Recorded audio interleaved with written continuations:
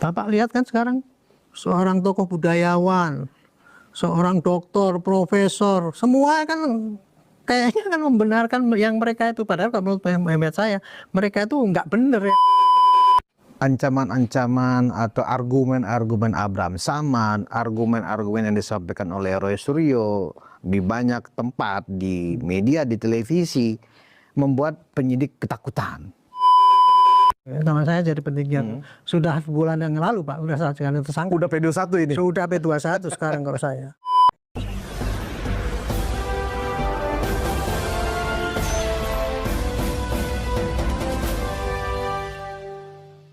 Saya sih di depan publik saya ngomong begini, di belakang publik saya sudah menyarankan pada penyidik supaya cepat, semua pada pimpinan juga saya kalau dalam suatu saya selalu tendensi saya mengatakan begini, ini kasus bukan pidana murni, tapi ini adalah kasus yang berbau politik dan kasus ini pasti akan dipelihara oleh yang orang itu tadi akan membentur-benturkan itu lagi. Makin lama makin kita itu menangani ini berarti polisi akan memberikan angin pada mereka itu, kekacauan itu terjadi. Seolah memberi angin gitu loh Pak polisi. Iya kan? Dan polisi dianggap tidak bisa membendung kemungkinan yang besar akan terjadi kan. Karena kelengahan itu tadi tidak cepat-cepat. Kalau dalam teori konflik itu kan gini Pak, begitu meledak konflik itu nomor satu harusnya dilokalisir itu. Ya, ini belum meledak ini. Sebelum ini meledak mestinya sudah dinihilisasi itu dengan cara itu tadi. Itu. Kira-kira begitu kalau sikap saya selama ini menghadapi kasus ini Pak.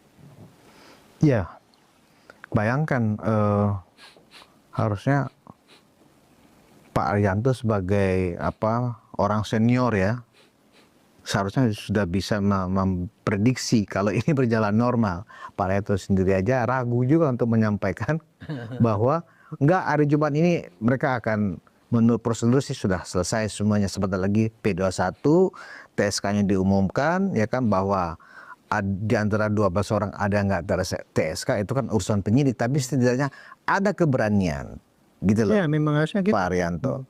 Dan publik juga sebenarnya akan seperti apa vonis hakim juga nggak terlalu memikirkan Pak, karena itu kan nanti kan persidangannya kan pasti akan terbuka. Iya, ya kan? Iya. Yang bikin publik saat ini itu geram itu adalah kan publik nggak tahu Pak apa dialog yang terjadi di ruang penyidikan, apa yang terjadi di belakang ruang penyidikan. Kalau di pengadilan semuanya terbuka, orang bisa menyimak semuanya. Dan bisa ketahuan siapa yang masuk angin, siapa yang nggak masuk angin kan begitu. Dan itulah rumors yang digaungkan oleh mereka itu tidak mempercayai pada penyidik kan. Selama ini kan mereka kan gitu. Selama ini kan mereka selalu meng-create pada masyarakat itu, menggiring bahwa ini kita itu sudah tidak fair kan, itu kan tidak adil menangani. Itu kan yang digaung-gaungkan mereka itu. Nah, untuk menghentikan gaung mereka itu di lapangan mestinya ini cepat-cepat ini proses ini kayak pengadilan kan gitu Pak. Mestinya nggak gitu. Orang membela diri dengan membangun opini dan propaganda itu kan harusnya kan penyidik nggak memikirkan itu Pak. Penyidik hanya pro justisia aja. Betul. Yang dilaporkan adalah pencemaran nama baik. Ada unsur penghasutan, ujaran kebencian. Ketika faktanya ditemukan, barang buktinya ada, ngapain mendengarkan ocehannya Roy Suryo? Itu kan maksud saya begini Pak, maksudnya.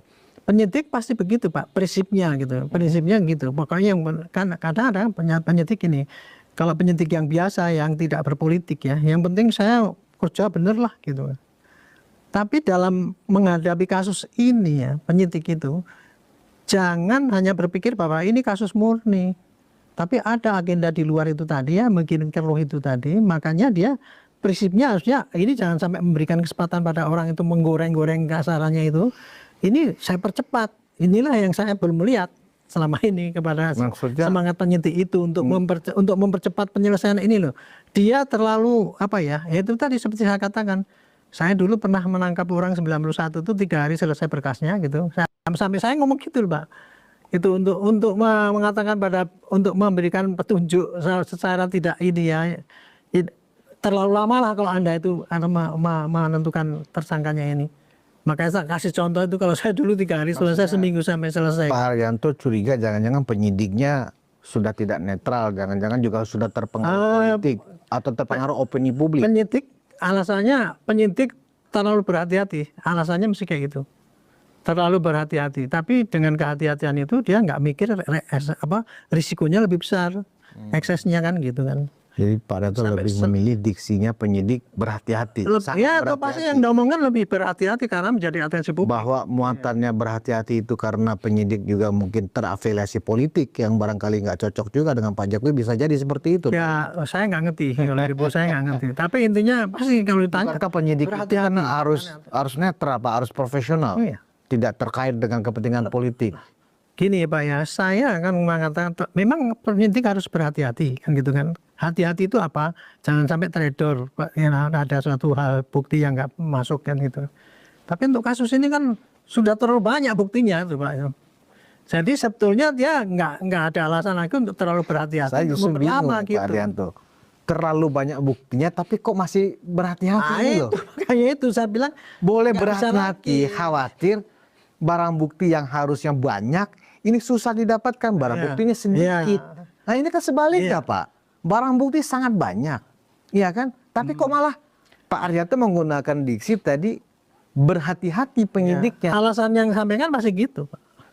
Dia mengatakan gitu, karena ini atensi publiknya. Padahal di belakang itu justru berarti hebat itu sekali ya Roy Suryo dan kawan-kawan ini. Nggak berdaya juga penyidik dibuatnya. Itu apa? Itu keberhasilan daripada post-truth itu dari Pak. Strategi untuk memaksakan suatu ketidakbenaran kalau diulang-ulang jadi ini termakan. Nah Pak, ini berbahaya sekali Pak Arianto ketika tadi Pak Arianto menarik sebuah kesimpulan ya. Era post-truth yang memang sekarang kita jalani, kita alami, ya kan, bisa berdampak buruk kepada sikap profesional penyidik di kepolisian. Antara karena risikonya itu penyidik dihadapkan setiap hari mendapatkan menu dari pagi, siang, sore, malam dengan aneka opini orang-orang yang sedang diperiksa. Wah ini bahaya Pak. Gimana? Apakah benar Pak Arianto melihat tren ke depan ya kasus-kasus seperti ini akan ditakuti oleh penyidik untuk mereka selesai? Saya menjawab ini yang tadi hanya berdasarkan analisis saya. Iya. Saya ingin menjawab kenapa kok penyidik lama, gitu tadi. Kenapa kok penyidik itu kok tidak seperti yang saya bayangkan? Kalau dulu itu penyelidikannya 1 bulan per 1 bulan, berarti nanti penyidikannya ini karena tinggal mengulang dan itu kan masih minimal kurang daripada 1 bulan. Why gitu kan? Why ya. Sudah kita sampaikan, buktinya sudah lengkap.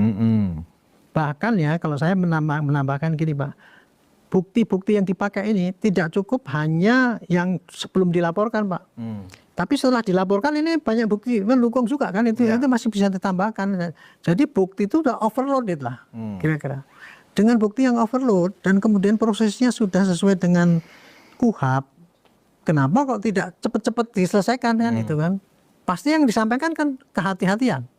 Karena kehati-hatian itu karena ini menjadi atensi publik. Jadi pasti mungkin semangatnya harus berhasil lah kira-kira gitulah. Karena kehati-hatian itulah maka orang yang berhati-hati ragu-ragu tidak akan cepat memutus Pak. Itulah yang terjadi sekarang ini kemungkinan ya kalau saya menganalisis kenapa kok kasus ini nggak cepat-cepat kayak gitu. Itu kira-kira yang terjadi gitu Pak. Nah disinilah yang harus disadari ya oleh pimpinan Polri itu mengatakan makin ini ragu-ragu mengambil tidak cepat itu nanti risikonya akan menahuk pada polisi. Itu tadi yang dikatakan bahwa polisi sekarang termakan oleh post-truth itu tadi kan gitu. Tapi saya nggak bisa mengingkari Pak. Post-truth itu pasti akan menekan banyak karena sekarang porsi yang diberikan oleh publik, oleh media-media itu lebih banyak pada porsi mereka untuk ngomong yang diulang-ulangan itu kan sangat sensitif. Sementara yang suara dari yang menyuarakan dari pihak aparat seperti saya ini ya hampir 1 banding 10 lah yang ada itu. Itulah yang sehingga menekan anggota-anggota yang di lapangan itu kan. Itu sudah menurut saya misalkan suatu risiko yang nggak bisa dihindari. Itu tadi. Kondisi yang sekarang ini kayak gitu Pak, yang ada gitu. Ya ini tantangan atau ancaman saya nggak paham ini Pak Arianto.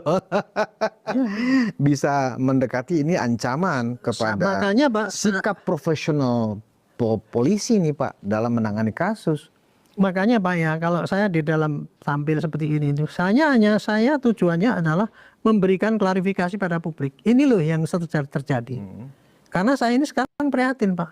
Jangankan sekarang orang yang masyarakat awam ya. Bapak lihat kan sekarang seorang tokoh budayawan, seorang doktor, profesor, semua kan kayaknya kan membenarkan yang mereka itu, padahal kalau menurut hemat saya mereka itu nggak benar ya Pak. Tapi kan banyak yang memihak ikut deklarasi kemarin ini. Itu kan yang termakan oleh post-truth itu tadi. Nah, tapi dia membantu untuk strategi post-truth itu tadi kan, seakan-akan kayak gitu Pak. Itulah yang makanya penyelamatan sekarang ini harus kita melalui masyarakat menyadarkan Sebenarnya, lah, Pak Rianto, udah kemakan oleh post-truth itu. ketakutan banyak pihak tentang post-truth itu menjadi ancaman adalah karena memang era post-truth ini kan era yang benar-benar harus kuat tuh nalar seseorang, Pak. Iya kan? Iya. Bayangin aja Pak, ada postulat di zaman post-truth itu, kebohongan bisa jadi kebenaran. Iya, memang Asal dilakukan terus-menerus, ya kan, tanpa henti, ya kan, dan diaminkan oleh banyak orang, itu jadi kebenaran. Nah, dan saya punya kasus Sambo lah, saya anggap kasus Sambo itu sebagai contoh. Sebenarnya kan kasus Sambo beberapa tahun yang lalu itu kan juga sudah di era post-truth. Pada saat itu juga pro kontra di media juga sangat ramai sekali. Tetapi yang menarik sekali pada saat itu adalah ada ketegasan pimpinan. Pada saat itu Presiden Jokowi ya langsung memanggil Kapolri dan Menko Polhukam. Saya perintahkan, kata Presiden, selesaikan masalah ini secepatnya secara transparan. ya. Langsung kemudian Kapolri dan Menko Polhukam mengawal kasus ini karena perintah Presiden. Nah ini kan kasus ini kan mungkin sudah melibatkan juga publik. Dan publik ini pro dan kontra. Tapi pimpinan nasional belum ada seperti yang dilakukan oleh Pak Jokowi ketika menangani kasus Sambo. Begitu juga KM 50 gitu loh Pak Arianto. Ya itu ada benarnya tuh Pak. Saya bisa membenarkan pendapat Bapak itu kan. Kalau saya melihat ya, ini kalau dari pengalaman saya sendiri ya, melihat post-truth itu kan dulu malah sangat menonjol ketika waktu pilihan presiden dulu. Betul. Kan itu ya. Itu hanya bisa dihentikan setelah pilihannya berjalan Pak. Iya. Berhenti dengan sendirinya kan. Yeah.